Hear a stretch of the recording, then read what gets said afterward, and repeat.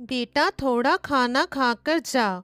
2 दिन से तूने कुछ भी खाया नहीं है।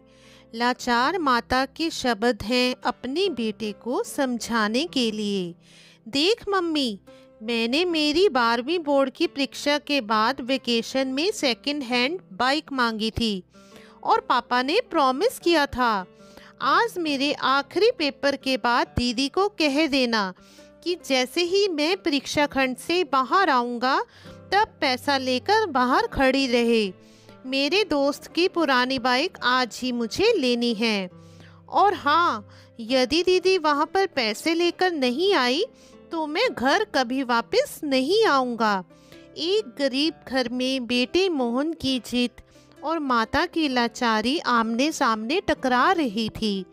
बेटा, तेरे पापा तुझे बाइक लेकर तो देने ही वाले थे, लेकिन पिछले महीने हुए एक्सीडेंट मम्मी कुछ बोले उससे पहले ही मोहन बोला, मैं कुछ नहीं जानता, मुझे तो बाइक चाहिए ही चाहिए। ऐसा बोलकर मोहन अपनी मम्मी को गरीबी एवं लाचारी की मझधार में छोड़कर घर से बाहर निकल गया। 12वीं बोर्ड की परीक्षा के बाद भागवत सर एक अनोखी परीक्षा का आयोजन करते थे। हालांकि भागवत सर का विषय गणित था, किंतु विद्यार्थियों को जीवन का भी गणित समझाया करते थे और उनके सभी विद्यार्थी ये परीक्षा अचूक देने जाते थे। इस साल परीक्षा का विषय था मेरी पारिवारिक भूमिका। इन परीक्षा खंड में आकर बैठ गया। उसने मन में गांठ बांध ली थी कि यदि मुझे बाइक लेकर नहीं देंगे तो मैं घर बिल्कुल नहीं जाऊंगा। भागवत सर के क्लास में सभी को पेपर वितरित हो गए। पेपर में 10 प्रश्न थे। उत्तर देने के लिए 1 घंटे का समय दिया गया था।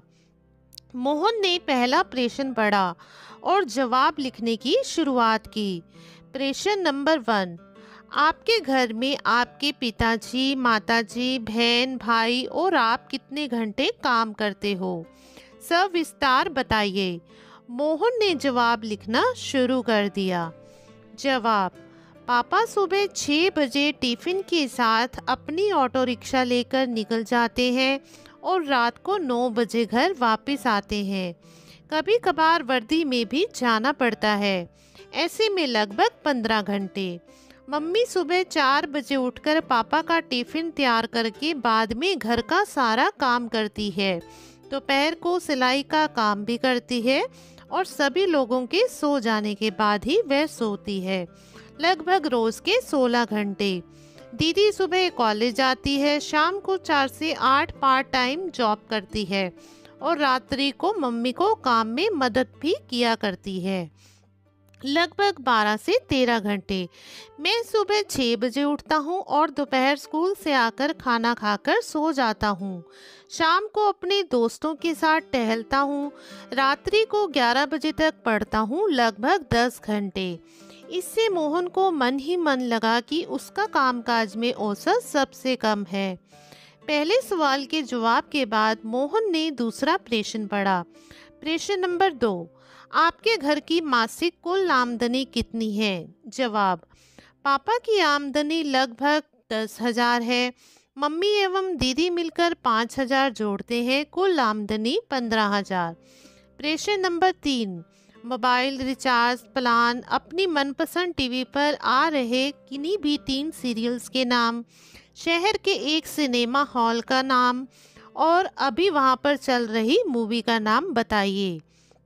सभी प्रश्नों के जवाब आसान होने से फटाफट 2 मिनट में लिख दिए। प्रश्न नंबर 4, 1 किलो आलू और भिंडी के सभी हाल की कीमत कितनी है? 1 किलो गेहूं, चावल और तेल की कीमत बताइए और जहां पर घर का गेहूं पिसाने जाते हो उस घंटे का पता दीजिए। मोहन भाई को इस सवाल का जवाब नहीं आया। उसे समझ में नहीं आया कि हमारी दैनिक आवश्यक जरूरतों की चीज़ों के बारे में तो उसे लेश मात्र भी ज्ञान नहीं है। मम्मी जब भी कोई काम बताती थी तो मना कर देता था। आज उसे ज्ञान हुआ कि अनावश्यक चीज़ें, मोबाइल रिचार्ज, मूवी का ज्ञान इतना उपयोगी नहीं है।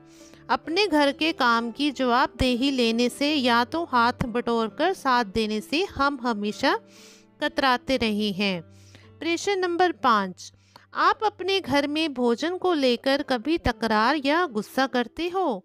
जवाब, हाँ, मुझे आलू के सिवा कोई भी सब्जी पसंद नहीं है। यदि मम्मी और कोई सब्जी बनाए तो मेरे घर में झगड़ा हो जाता है। कभी मैं बगैर खाना खाए भी उठकर खड़ा हो जाता हूँ। इतना लिखते ही मोहन को याद आया कि आलू की सब्जी से तो मम्मी को गैस की तकलीफ होती है, पेट में दर्द होता है। अपनी सब्जी में एक बड़ी चम्मच वो अजवाइन डालकर खाती है। एक दिन मैंने गलती से मम्मी की सब्जी खा ली और फिर मैंने थूक दिया था और फिर पूछा कि मम्मी तुम ऐसा क्यों खाती हो? तब दीदी ने बताया था कि हमारे घर की स्थिति इतनी अच्छी नहीं है कि हम दो सब्जी बनाकर खाएं। तुम्हारी जिद के कारण मम्मी बेचारी क्या करे। मोहन ने अपनी यादों से बाहर आकर अगले प्रश्न को पढ़ा। प्रश्न नंबर 6, आपने अपने घर में की हुई आखिरी जिद के बारे में लिखिए। मोहन ने जवाब लिखना शुरू किया। मेरी बोर्ड की परीक्षा पूर्ण होने के बाद दूसरे ही दिन बाइक के लिए जिद की थी। पापा ने कोई जवाब नहीं दिया था। मम्मी ने समझाया कि घर में पैसे नहीं हैं, लेकिन मैं नहीं माना। मैंने 2 दिन से घर में खाना खाना भी छोड़ दिया है। जब तक बाइक लेकर नहीं दोगे तब तक मैं खाना नहीं खाऊंगा और आज तो मैं वापस घर भी नहीं जाऊंगा कहकर निकला हूँ। अपनी जिद का प्रामाणिकता से मोहन ने जवाब दिया। प्रश्न नंबर 7, आपको अपने घर से मिल रही पॉकेट मनी का आप क्या करते हो? आपके भाई बहन कैसे खर्च करते हैं? जवाब, हर महीने पापा मुझे 100 रुपये देते हैं। उसमें से मैं मनपसंद परफ्यूम, गॉगल्स लेता हूँ या अपने दोस्तों की छोटी मोटी पार्टियों में खर्च कर देता हूँ। मेरी दीदी को भी पापा 100 रुपये देते हैं। वो खुद कमाती है और पगार के पैसे से मम्मी को आर्थिक मदद भी करती है। हाँ, उसको दिए गए पॉकेट मनी को वो गल्ले में डालकर बचत करती है। उसे कोई मौज शौक नहीं है क्योंकि वो कंजूस भी है। प्रश्न नंबर 7, आप अपनी खुद की पारिवारिक भूमिका को समझते हो? प्रश्न अटपटा और जटिल होने के बाद भी मोहन ने जवाब लिखा। परिवार के साथ जुड़े रहना, एक दूसरे के प्रति समझदारी से व्यवहार करना एवं मदद रूप होना चाहिए और ऐसे अपनी जवाबदेही निभानी चाहिए। यह लिखते लिखते ही अंतरात्मा से आवाज आई कि अरे मोहन, तुम खुद अपनी पारिवारिक भूमिका को योग्य रूप से क्या निभा रहे हो? और अंतरात्मा से जवाब आया कि ना, बिल्कुल नहीं। प्रश्न नंबर 8, आपके परिणाम से क्या आपके माता पिता खुश हैं? क्या वह अच्छे परिणाम के लिए आपसे जिद करते हैं, आपको डांटते रहते हैं? इस प्रश्न का जवाब लिखने से पहले हुए मोहन की आंखें भर आई। अब वह परिवार के प्रति अपनी भूमिका बराबर समझ चुका था। लिखने की शुरुआत की। वैसे तो मैं कभी भी मेरे माता पिता को आज तक संतोषजनक परिणाम नहीं दे पाया हूँ, लेकिन इसके लिए उन्होंने कभी भी जिद नहीं की है। मैंने बहुत बार अच्छे रिजल्ट के प्रॉमिस तोड़े हैं, फिर भी हल्की सी डांट के बाद वही प्रेम और वात्सल्य बना रहता था। प्रश्न नंबर 10, पारिवारिक जीवन में असरकारक भूमिका निभाने के लिए इस वेकेशन में आप कैसे परिवार को मदद रूप होंगे? जवाब में मोहन की कलम चले इससे पहले उसकी आंखों से आंसू बहने लगे और जवाब लिखने से पहले ही कलम रुक गई। बेंच के नीचे मुंह रखकर रोने लगा। फिर से कलम उठाई, तब भी वो कुछ भी नहीं लिख पाया। 10वां प्रश्न छोड़कर पेपर सबमिट कर दिया।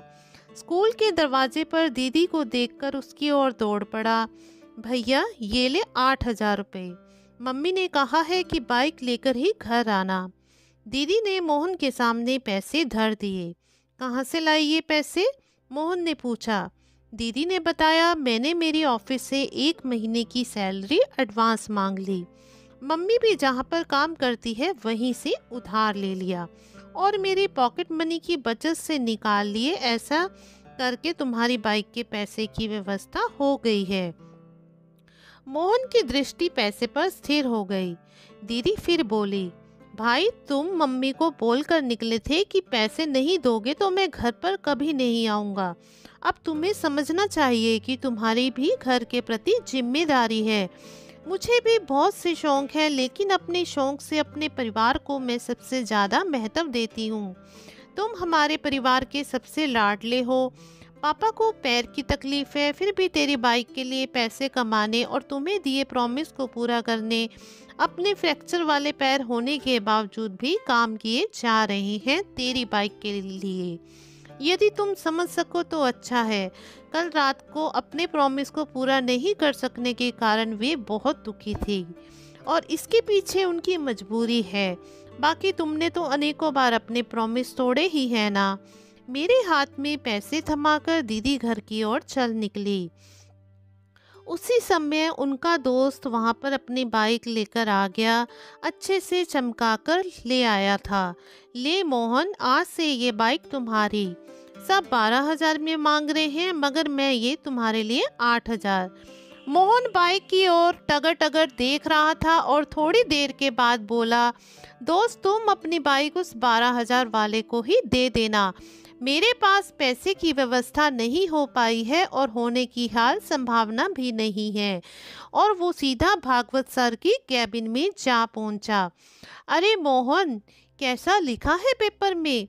भागवत सर ने मोहन की ओर देखकर पूछा।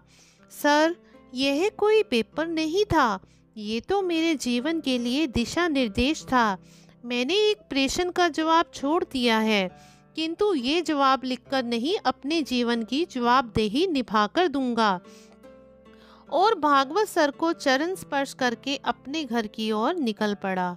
घर पहुंचते ही मम्मी पापा दीदी सब उसकी राह देखकर खड़े थे। बेटा, बाइक कहाँ है? मम्मी ने पूछा। मोहन ने दीदी के हाथों में पैसे थमा दिए और कहा कि सॉरी, मुझे बाइक नहीं चाहिए। और पापा, मुझे ऑटो की चाबी दो। आज से मैं पूरे वेकेशन तक ऑटो चलाऊंगा और आप थोड़े दिन आराम करेंगे। और मम्मी, आज मैं मेरी पहली कमाई शुरू होगी, इसलिए तुम अपनी पसंद की मेथी की भाजी और बैंगन ले आना। रात को हम सब साथ में मिलकर खाना खाएंगे। मोहन के स्वभाव में आए परिवर्तन को देखकर मम्मी ने उसको गले लगा लिया और कहा कि बेटा, सुबह जो कहकर तुम गए थे वो बात मैंने तुम्हारे पापा को बताई थी और इसलिए वो दुखी हो गए, काम छोड़कर वापस घर आ गए। भले ही मुझे पेट में दर्द होता हो, लेकिन आज तो मैं तेरी पसंद की ही सब्जी बनाऊंगी। मोहन ने कहा, नहीं मम्मी, अब मेरी समझ में आ गया है कि मेरे घर परिवार में मेरी भूमिका क्या है। मैं रात को बैंगन मेथी की सब्जी ही खाऊंगा। परीक्षा में मैंने आखिरी जवाब नहीं लिखा है, वह प्रैक्टिकल करके ही दिखाना है। और हाँ मम्मी, हम गेहूं को पिसाने कहाँ जाते हैं, उस चक्की का नाम और पता भी मुझे दे दो। और उसी समय भागवत सर ने घर में प्रवेश किया और बोले, वाह मोहन, जो जवाब तुमने लिखकर नहीं दिए थे, प्रैक्टिकल जीवन जीकर दोगे। सर, आप और यहाँ? मोहन भागवत सर को देखकर आश्चर्यचकित हो गया। मुझे मिलकर तुम चले गए, उसके बाद मैंने तुम्हारा पेपर पढ़ा, इसलिए तुम्हारे घर की ओर निकल पड़ा। मैं बहुत देर से तुम्हारे अंदर आए परिवर्तन को सुन रहा था और इस परीक्षा में तुमने पहला नंबर पाया है। ऐसा बोलकर भागवत सर ने मोहन के सर पर हाथ रखा। मोहन ने तुरंत ही भागवत सर के पैर छुए और ऑटो रिक्शा चलाने के लिए निकल पड़ा। तो दोस्तों, आपको ये हमारी कहानी कैसी लगी? कमेंट सेक्शन में मैसेज करके ज़रूर बताइएगा। अगर आपको हमारी ये कहानी अच्छी लगी हो तो हमारी वीडियो को लाइक कर दीजिएगा, शेयर कीजिएगा और चैनल को सब्सक्राइब करना बिल्कुल मत भूलिएगा। धन्यवाद।